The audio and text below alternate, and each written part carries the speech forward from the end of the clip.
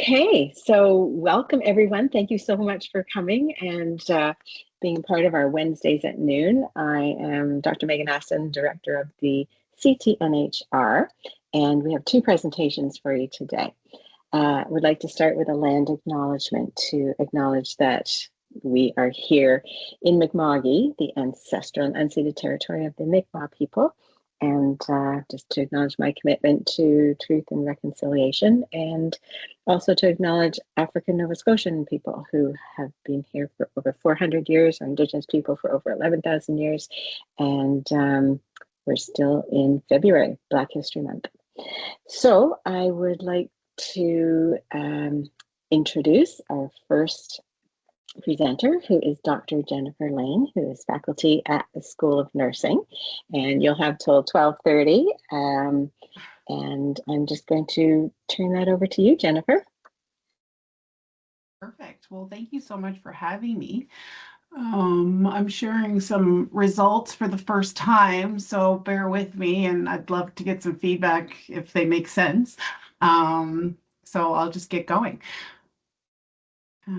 So the project is called Advancing Health Equity in Nova Scotia by Exploring Gaps in Healthcare Delivery. It's quite a mouthful, so we call it Project Adding Heat because it's much easier to say. So although diversity in identity, experience, geography, and access is universal, health systems continue to struggle with equitable care delivery. Structural inequities, fragmented data, and the absence of frameworks that translate findings into actionable reform compound these challenges. And of course, they're starting to be widely recognized. Strategies to address systemic issues to advancing health equity need to be contextualized so unique barriers are understood and local knowledge can be used to inform structural reform. The overall aim of this sequential mixed method study was to advance health equity in the Canadian province of Nova Scotia by conducting equity-informed research that explored gaps in healthcare delivery. So we want to move beyond descriptive analysis to produce these actionable, locally adapted reform recommendations. The team has been a critical resource to the study. Many of us belong to one or more groups that are underserved within our healthcare system, and the project emerges from many conversations about all the work that needs to be done to help our communities live their lives to the fullest potential. So the objectives are phased. Phase 1 involved the creation of an inventory of Nova Scotia relevant knowledge that relates to health equity. So we created what we call a health equity lens, and we're conducting a scoping review. Phase 2 involves the examination of the integration of health equity in Nova Scotia, and we're conducting a survey and interviews to explore that. And phase 1 is our knowledge mobilization phase. So our methods have been fun. Every step of the way, we realized that existing methods don't really do what we need to do to conduct the research in an equitable way. So not super surprising, but we need to kind of pause. Intersectionality theory has been critical to the innovation, and we're specifically drawing on Patricia Hill Collins' understanding of social categories as analytic tools for exploring various forms of oppression that operate across multiple domains of power, and Leslie McCall's strategies for managing intersectional complexity. So the scoping review is still underway. We sought out to create this inventory of resources that healthcare providers could use to deliver more equitable care to people living in Nova Scotia. Sounds super straightforward, turned out to be anything but. So we have to do the Greylit search is ongoing. That's where we are kind of working right now, and it's much more robust than we initially planned. So the survey, we started collecting our data in August of 2024, and we concluded it earlier this month. We've been doing these monthly audits to monitor the diversity within the sample population. And if we're underrepresented in certain areas, then we try to do targeted recruitment, including some phase 2 events that I'll discuss later on. And we're doing interviews. I've got 22 of them done. Focus groups are still forthcoming. So how are we operationalizing intersectionality theory? So we're using these social categories in our scoping review as inclusion criteria, search terms, and in our data extraction tool. Our sociodemographic instrument to collect that data from participants is used to generate analytic variables for the survey analysis and our interviews.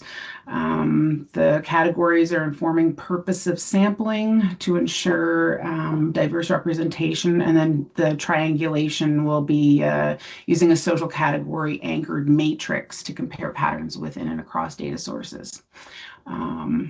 So I'll elaborate on each of those.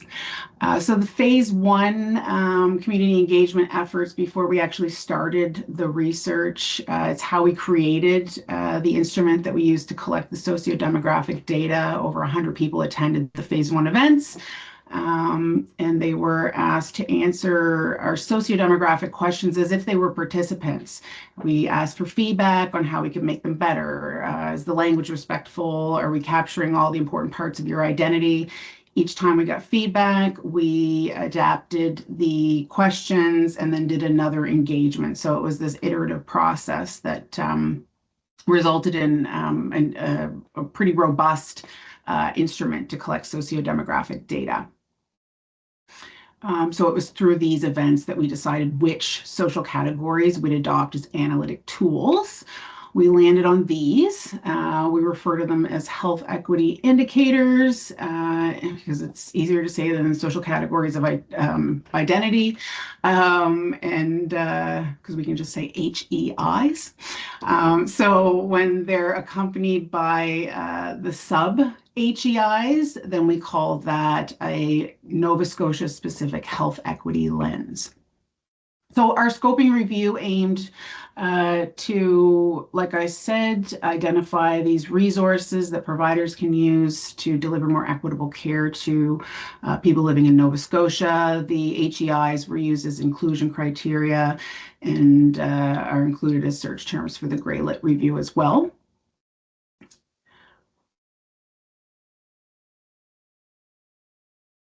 So that's just an appendix in our published protocol. And that's where that's the data extraction instrument. So these are the kind of initial questions for each of the HEIs in our sociodemographic instrument. And there are branching questions that follow each of these to capture the sub-HEIs. And so I'll just show you the race question to give you an example. And so these options under each question produce the sub-HEIs that we were given guidance on through the community engagement for phase 1. Our interviews, we're tapping into this quality of life framework that the federal government has developed. There's these headline indicators. Interestingly, there are no headline indicators for the healthy care system. So part of this project is addressing that gap. And so we used, and we're, oops. The culture and identity are kind of captured by those HEIs, and our interview guide is based on these indicators for the healthy care systems domain. So phase 2 engagement has been more robust than phase 1 because we were successful with the Catalyst grant to support our efforts. So there will be at least 20 community events, and each intends to engage a different part of the province and or a specific group. And we're just sort of seeking advice on what to do with the data and how to best represent it. So this too was an iterative process. We started out by asking people who came about what variables we should use and how to take those options from the sociodemographic questions and adapt them for the quantitative analysis. And so once we sorted that out, we used those variables. We're using them for subgroup analyses, which is taking more time because we're actually trying to make it intersectional, which is very complex. But we are validating the overall results through these engagement events right now. So let's take a peek at the events. How am I doing for time here?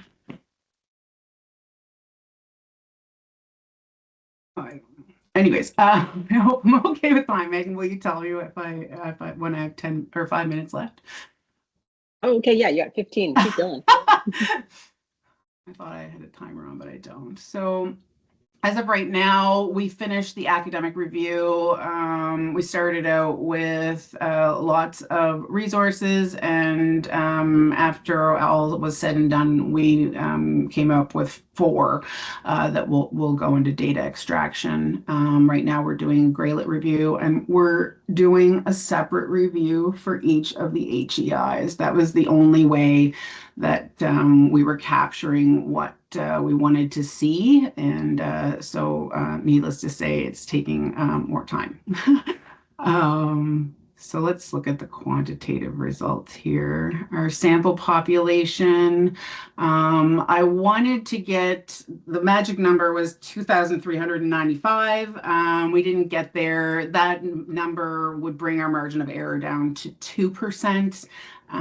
We ended up with just over 1,500 people. Our margin of error is 2.53, which is by no means terrible. And so I referred to some monthly audits earlier, and these are what we call run charts. So you can see we started them in September 2024, and we did them each month right up until this month when we stopped data collection. So the pink lines, I know they're small. Oops. Sorry. I know they're small, but you can see a pink line in each, and that pink line was determined on the composition of the population in Nova Scotia. So, for example, 4% of the population are sexual minorities. We achieved that. You can see it in the lower right-hand corner there. That we were able to achieve that fairly easily. We didn't reach all of our goals, but we did as good of a job as we could. So this is kind of what we ended up with, and you can see that it was easier to meet the threshold for the groups that are smaller in the general population. Nova Scotia has 38% of its population is disabled, and we reached 99% of that. So 38% of our sample, almost. It ended up being 37.8, I think, of our sample self-identified as disabled. So it was also important to get diversity within each of those HEIs. So I just wanted to kind of show you the distribution of each within. For belonging, we kind of cut it 3 different ways. Language was seen as influencing belonging, so that was one. Interpersonal belonging was the other. And then at one of our engagement events, someone said, you need to account for systemic discrimination. And we were like, oh my gosh, how do you do that? So one of our questions in that sociodemographic instrument was, are all your health needs always met by the healthcare system? So if people people said yes to that, then they didn't get a branching question. If they said no, then they got all of these options of different forms of systemic discrimination. And also a write-in was included in that as well for people who wanted to expand upon anything that wasn't there. So beliefs was an interesting one. Beliefs of others was introduced because at the queer engagement in phase 1, people were like, religion is great, but for a lot of queer people, not so much. So there was interest in including the beliefs of others as a negative impact. So that was kind of interesting as well. So citizenship, we had pretty decent representation. This is kind of a cool category with Canada, given our history of immigration. Fairly easy to get lots of diversity there. Disability, we did a good job as well. Gender diverse. So despite getting about, I don't know, what was it, 1,000% of what's represented in the broader population, it ends up looking still fairly small. Place is an interesting one as well. Through community engagement, we were advised to collapse the 18 counties into the management zones for Nova Scotia Health, which was a great idea. And so that's what we did. Race and ethnicity, fairly decent representation. No intersex participants, females are overrepresented. And last but not least, sexual orientation. We got almost a quarter of our survey sample are sexual minorities. So the survey, all of the parts of the survey, there were 3 parts, all used 5-point Likert scales. Everybody got the quality of life scale. And so let's take a quick peek at those results.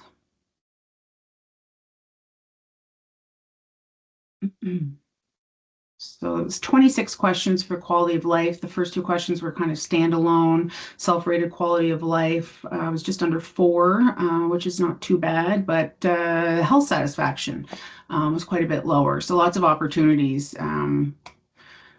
to better folks' quality of life by improving that. So the remaining 24 questions were, you do a calculation and they spit out these domain scores. So again, lots of room for improvement. Those scores were out of 100. So the second part of the survey depended on your primary role within the healthcare system.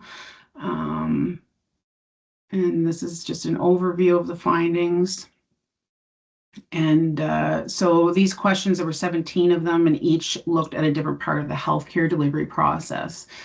So the distribution of results, 15 out of the 17 are on that positive side, but the greatest opportunities for improvement are improving care, so it supports patients in living a self-defined life, kind of important, and providing information on other services, including support organizations. And then those are on the sort of positive side.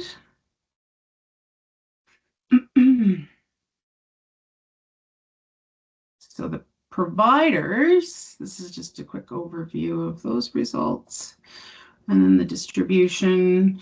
It's interesting to see that providers have a larger proportion of scores on that negative side of neutral than the patients did. And so there's, we're going to be doing some provider engagement around this just to get some insight into these findings. So I know I'm like blowing through this, sorry. So equitable analysis. The problem with the overall results is, are the smaller groups being represented? So because we have, we took so much time to try to get an overrepresentation of those historically underserved groups, We can do these, like, we're calling them subgroup analyses for now. I don't know if we'll land on that language, but so collapsing sexual and gender minorities, fairly straightforward decision because the 2S LGBTQ acronym does the work for us. But so what happens when we isolate that dominant group? So we can explore the data now for disparities that might have been missed by those overall results. So we can see that in addition to having strongly significant differences in self-rated quality of life, sexual and gender minorities are not really represented by the overall results that are being visualized here by these flashing lines. So lots to explore. And so similarly, when we look at the quality of life domains, we can see that in addition to having strongly significant differences again,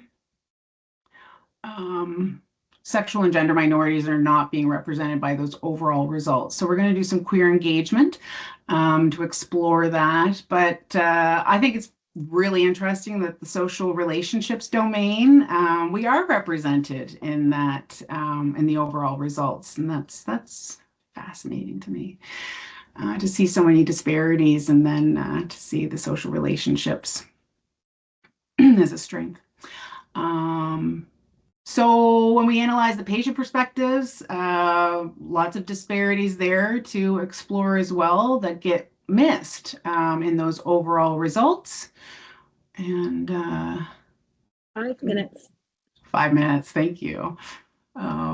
So looking at the patient perspectives, there are these 10 aspects of healthcare delivery are perceived in that positive neutral range for both groups, but there are 6 additional ones on that side that cis-het folks are experiencing and better. Everybody, this was reflected in the overall results, care supports and living a self-defined life. And this was also an area of opportunity for improvement in the overall results, but cis-het folks, this was one of the 6 additional ones that they were experiencing more positively. So the provider perspectives, kind of also fascinating that we're not seeing the same kind of differences in that data. So might suggest that individual experiences of receiving care are markedly different than individual experiences in delivering care.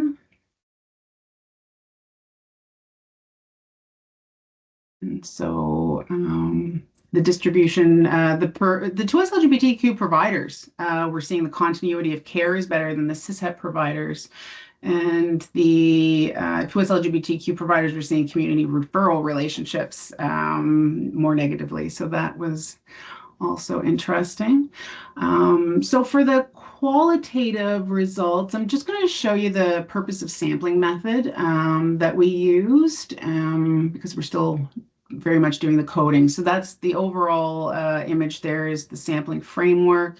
We're going to be interviewing 30 people for individual interviews, and each participant's sociodemographic data is entered into the sampling framework. These are the HEIs that we adopted through phase 1 engagement, and each HEI are these sub-HEIs that we also adopted through that engagement. And you can just see that we have broad representation there. I removed the sub-HEIs just to protect patient confidentiality, but you can see that we have a few differences. The pink show gaps in our representation in our sample, but we're sitting at about 80% representation across all sub-HEIs, which is great. So that all those points of comparison will be available to us when we do our qualitative analysis, and that's how we generate our intersectional analysis.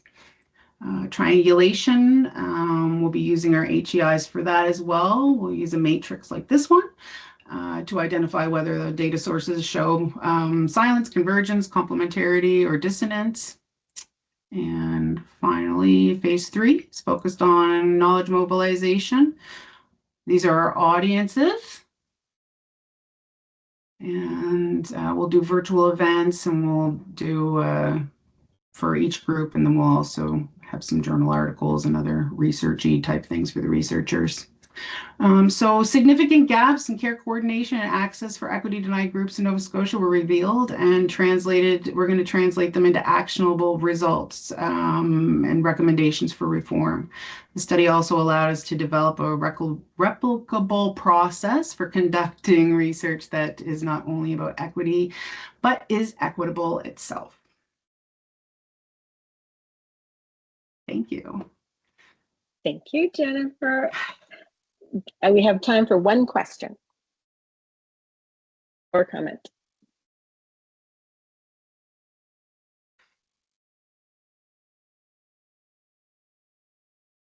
Keisha. Oh, well, I just want to say that that was a brilliant presentation, Jennifer. Wow, I admire all of the work that you've done. Thank you. I got to Yeah, pare it just down a little bit, though, don't I? I have to get it into 20 minutes for a You conference do. next week. But no, such amazing work. And I don't know, I would just say just what you managed to capture with all of the indicators. And this is very, I'll say like pioneering work, and very excited to see where it lands and how it's like adopted throughout the province and even nationally. This is such brilliant work. So I commend you and the team on this. Thank you. Thank you. That really means a lot, Keisha. I'm excited to publish the instrument. We're going to make it a little bit, I think we'll probably publish the Nova Scotia specific one, but we'll probably generalize it a little bit more so it can be used outside of our region too. Thanks. It's amazing, amazing work. Yeah. I was also going to say the complexity is really exciting to see, and thank you for sharing. Oftentimes we jump to the conclusions, like we wait for the research study to be done. Well, it looks like you are getting there, but for you to go through the details and have that time, that's, I think, great learning for all of us. So I really appreciated that. And I know you're a very complex thinker, and I love your tools that you come up with. So brilliant. Oh Thank my God. I will admit, I've kind of made it so complex that we actually are going to be using machine learning to help us do the analysis, because it's like, it's overwhelming. We've got all these differences to explore. And if I want to do a truly intersectional analysis, I have to put my money where my mouth is. And so we're going to collaborate with a machine learning expert. So that's really exciting. Fantastic. Thanks so much. Well, thank you. Yeah, so we're going to turn it over to our next two presenters, Ali Hammoud and Crenda Marfo. And I'll let you upload your PowerPoint. I'm assuming you might have one, and turn the presentation over to you. Thank you. I'll just wait for the presentation. Okay, good afternoon, everyone. So first, I'd like to begin by thanking you all for having us today and for the opportunity to share some of our exciting work at MBRACe. So to get things going, my name is Ali Hammoud, and I'm a research associate at MBRACe. And presenting alongside me today is Ms. Crenda Marfo. Hi, everyone. My name is Crenda, and I am the program manager at MBRACe, which is the Multidisciplinary Black Research and Advocacy Center. And I'm excited to share about the Pamoja nursing program. So before we begin, I'd like to take a moment for land and ancestral acknowledgement. So the Hammoud University operates in the unceded territories of the Mi'kmaq, Wolastoqey, and Pesco Tumukati peoples. These sovereign nations hold inherent rights as the original peoples of these lands, and we acknowledge our shared responsibilities under the peace and friendship treaties and the recognition and affirmation of Aboriginal and treaty rights under Section 35 of the Constitution Act of 1982.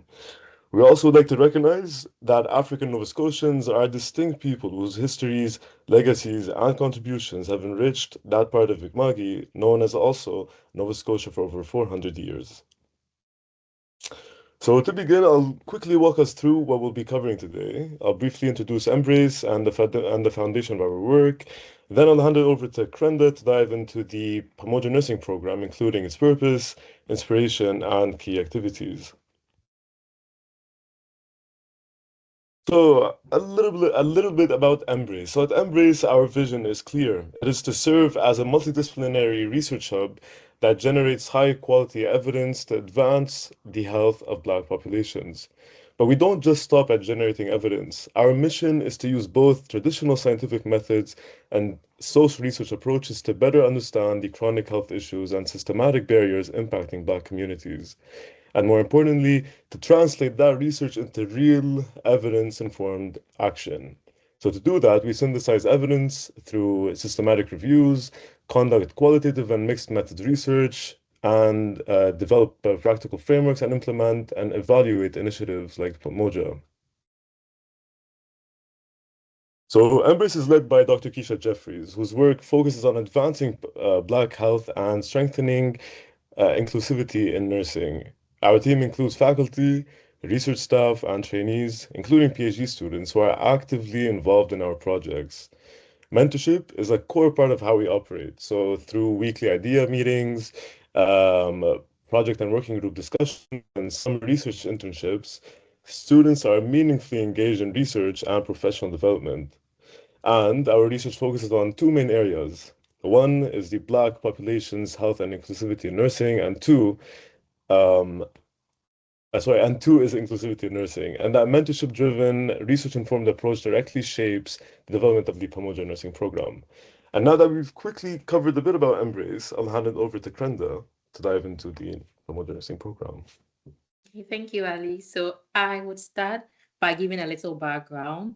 So until the 1940s, Black students were not allowed to attend nursing schools in Canada, and presently admissions to nursing programs do not have a race barrier, but then the impact of the anti-Black racism in nursing education is reflected in our admission rate, program attrition rate, and in nursing education.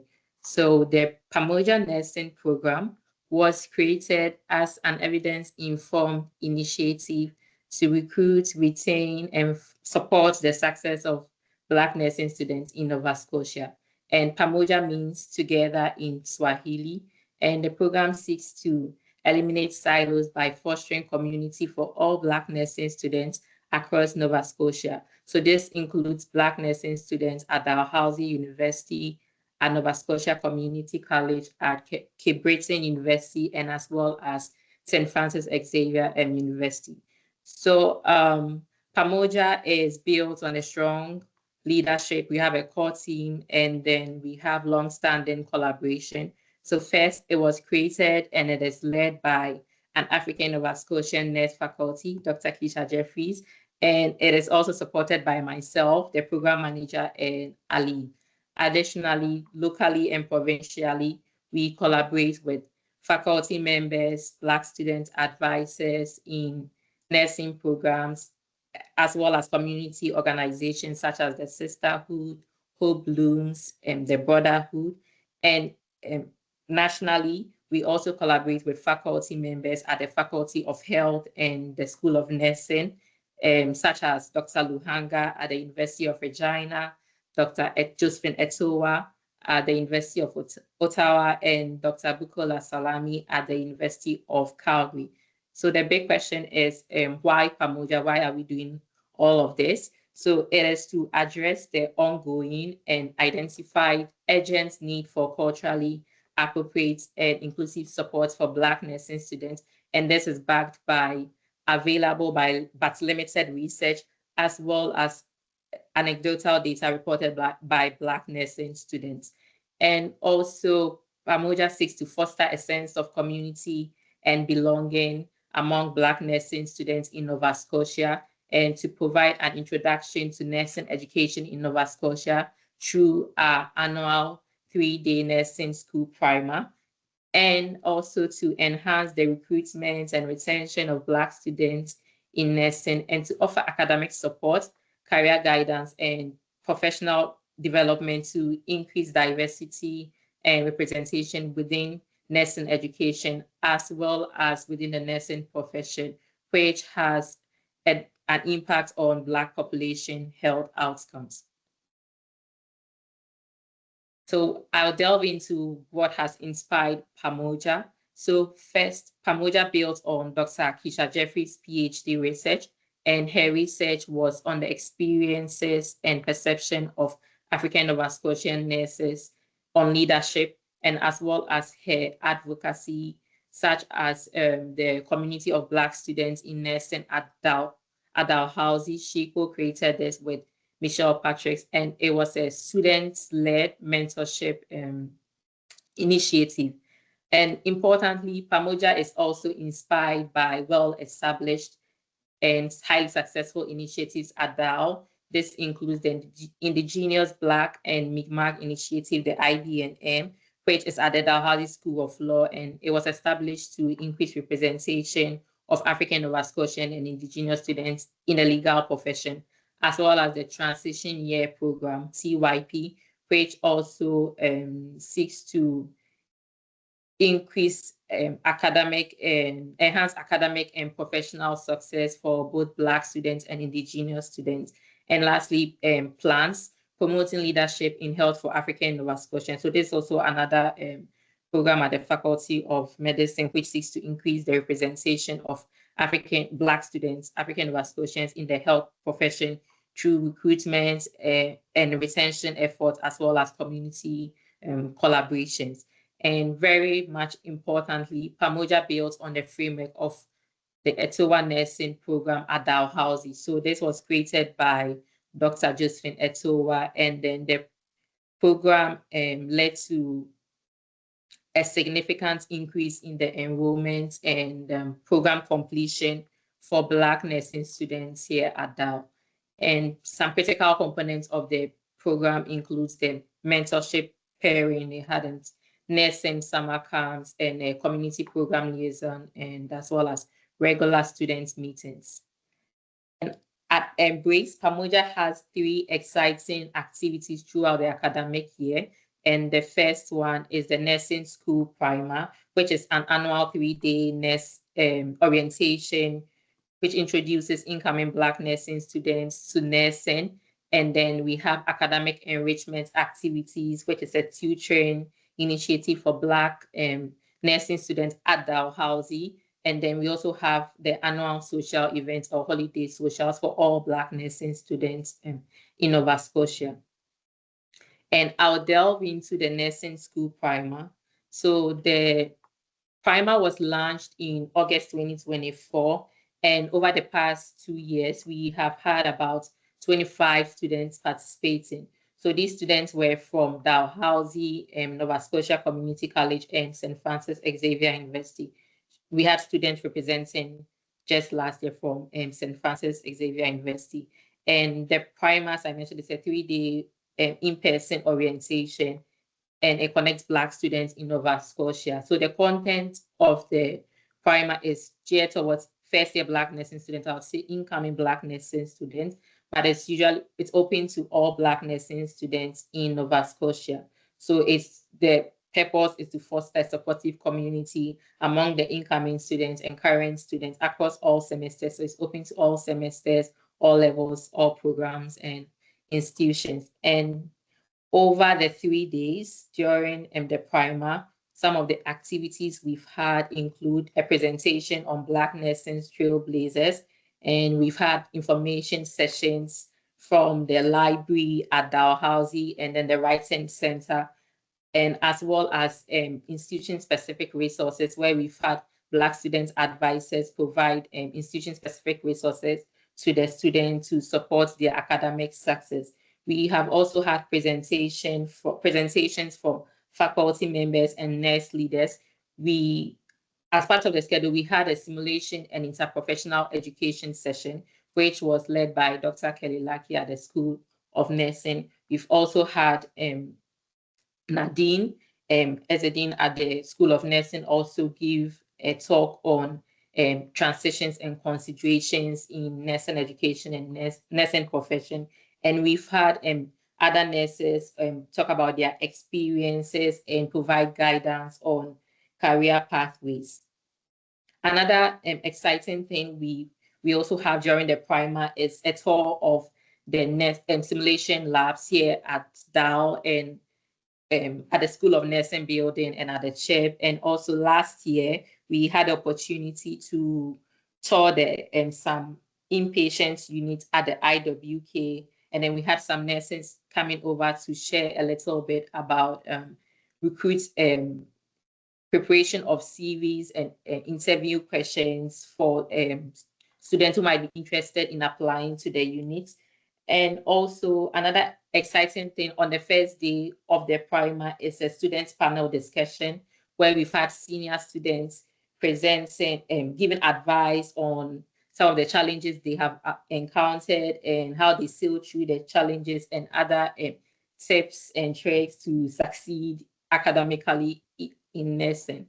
So I would hand it over back to Ali to continue with our Pamoja academic enrichment activities. Thank you, Crenda. So one of the core components of the Pamoja nursing program is academic enrichment. So launched in May 2025, this initiative provides structured, peer-led academic support for Black nursing students. So how it works, it's basically so students are matched with peers who have previously completed the course successfully. So they've done well and they've retained the course info pretty well as well. So, and sessions are delivered in small groups, in person formats, and with some virtual drop-ins as well. So we're also pleased to share that we have received the Center for Learning and Teaching grant, which is going to allow us to continue to strengthen the tutoring initiative moving forward. So in addition to what we've already launched, we will be launching a resource hub designed to provide accessible tools and support that further enhances students' academic experiences. So together, these developments would allow us to, further expand and reach a more sustainable level of academic enrichment while continuing to center student success. And overall, academic enrichment is the program itself is designed to strengthen both academic performance and students' confidence within the program. Next slide, please. Sorry, I don't know my laptop. Let me see. No, a second. Okay, no, it doesn't work. Sorry. Thank you. So looking at some pilot data, students were asked to reflect on whether they achieved the academic goals they set before participating in tutoring. And what we see here is that the majority of students reported either fully achieving or largely achieving their goals. And this is significant for a few reasons. So first, this was a pilot phase, so meaning the initiative was still in its early implementation stage. And despite that, students reported strong alignment between their expectations and outcomes. Second, a goal achievement in this context is not only about grades. It reflects increased confidence, clarity in the course material, and a stronger sense of preparedness.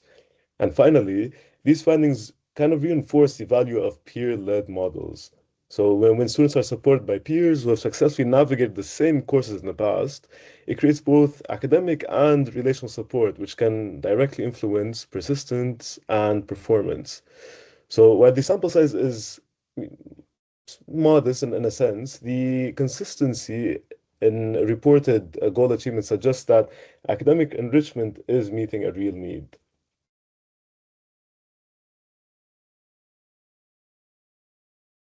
Now, alongside academic support, social connection plays a critical part of the Pamoja nursing program. So the Pamoja Holiday Social is one example of how we tend to focus on creating space for community building outside of formal academic settings. These gatherings provide students with the opportunity to connect with one another, so other students, engage with faculty and practicing nurses, and reflect on shared experiences as well. So while the Academic Enrichment Initiative supports students in the classroom, events like the Holiday Social support a sense of belonging, which is equally important for retention and long-term success. So before we close, we would like to highlight the Pamoja Nursing Report. So this report captures the work from our first two foundation building years. So the milestones, the growth, and momentum that has helped shape the program so far. So it reflects the collective efforts of our students, faculty, community partners who continue to move this initiative forward. So we would like to invite you all to explore this full report to see the depth of our work, the clear impact, and what's ahead. So you can access it through our website, and we truly encourage you to take a look. Thank you for attending and thank you for listening. you. Thank you so much. I'm going to open up to our audience to see if there's any comments or questions.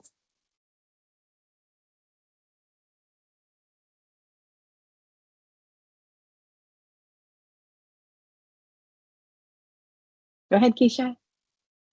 Hey, thank you. Oh, I see Nadine. It's just lit up as well. I just wanted to say great presentation to Ali and Crenda.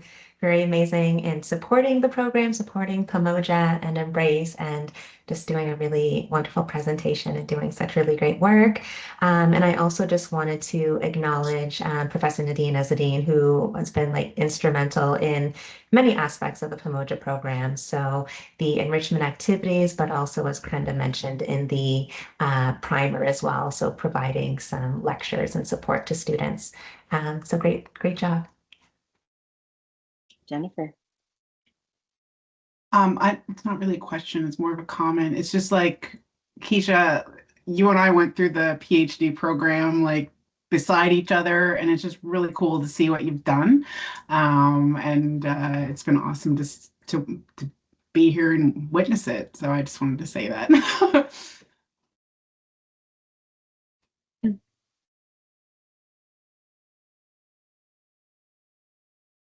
Can I go? Go ahead. Yeah, well, thank you, Ali, Crenda, and Keisha for the amazing work that you do with the Black students. I've witnessed, of course, I don't, like, thank you for giving me the credit, but no credit for me. I've witnessed the support, and I've witnessed some students and how the whole enrichment program have helped them, and watching them develop. I really hope that funding can remain, we can secure funding on the long run, because this is a much needed support for the Black students. And I wish we reach a day where we can provide the same supports for all students who struggle regardless of their identity as well, like other marginalized, but also even white students that struggle need that kind of support, which sadly DAL doesn't provide. So good job, keep doing it, and all the best.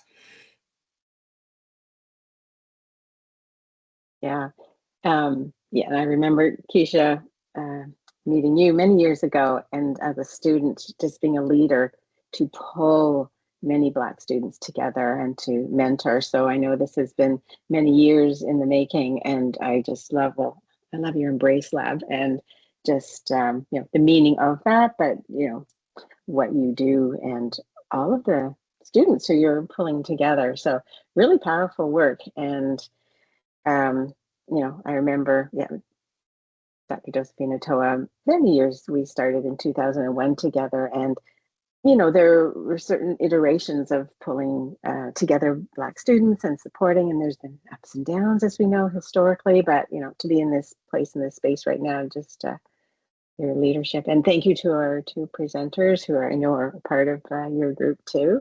So really exciting. And go ahead, Keisha, go. Yeah, no, just two comments. So one just in response to Jennifer's comment and yours as well, Megan. So it's certainly all of the work that you see happening, it would not be possible without just all of like the community around. So yes, the team, but then also I think back to the Student Equity Coalition, so SAC, and you know, community just begins where it begins, right? But you carry along all those experiences. So it's really just the culmination of all of that. So, and again, Nadine and I, we did our masters together. So, and again, we went through some things and addressed some things along the way. So really building on those experiences.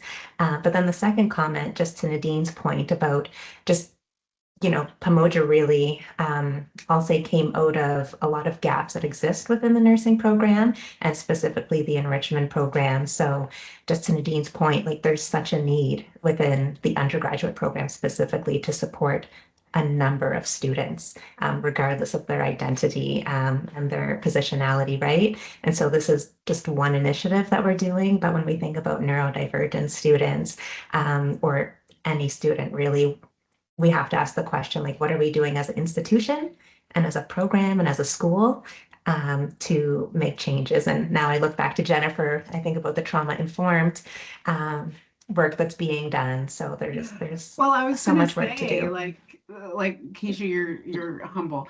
Like you created a model that the other groups really, took and ran with, and then we created that coalition. And I'm the faculty lead on the Trauma Informed School Initiative, which is great. We're doing some engagement, and the students in the undergraduate engagement have pointed to the Student Equity Coalition. They want to reinstate it. They have been facing barriers in doing so. So, I think a major limitation of that was the contingency plan. Like, what happened when we weren't going to be students anymore, and we saw it happen. So, anyways, it'll be cool to wrap that up in the initiative and carry on with that work. And I hope that you and I can do it together again. Absolutely. Cool.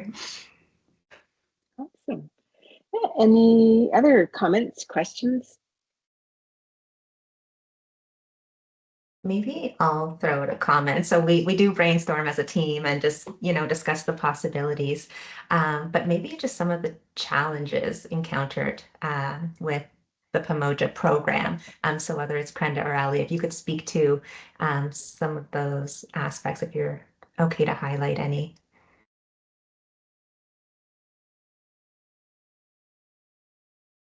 Maybe I could begin. And from an administrative perspective, I think that some of the challenges we've had with the relationship building piece is maybe getting to meet with other collaborators in the School of Medicine at other institutions. So getting to meet with them to support some of our efforts, such as recruitment and like just scheduling meetings and email delays and stuff. I think that from an administrative perspective, that has been one of our challenge. Yeah, I'd also just like to build onto that as well. So, just thinking about the vision and mission of MBRACe. So sometimes, I guess, coming up with these fabulous ideas to, help everyone who would like to seek the programs that we offer. Sometimes, I guess the programs can seem that they're far overreaching, like they're massive. So sometimes it feels like connecting with the right people to get it in place or to facilitate the process of getting them, implemented is a bit slower than what we would anticipate. So that's just like on the top of my head at the moment. But yeah, no, that's all I have to share. Thank you. Thank you so much. Yeah, so I would like to thank our presenters today, Dr. Jennifer Lane and Ali Hammoud and Crenda Marfo. Fabulous presentations, great discussion, and as always, wonderful work by everybody. So thank you for sharing. Thanks for coming, everyone else who was able to be here today. And we are recording it, so I know a number of people will watch this afterwards. So thank you to everybody. Wonderful. Thank you.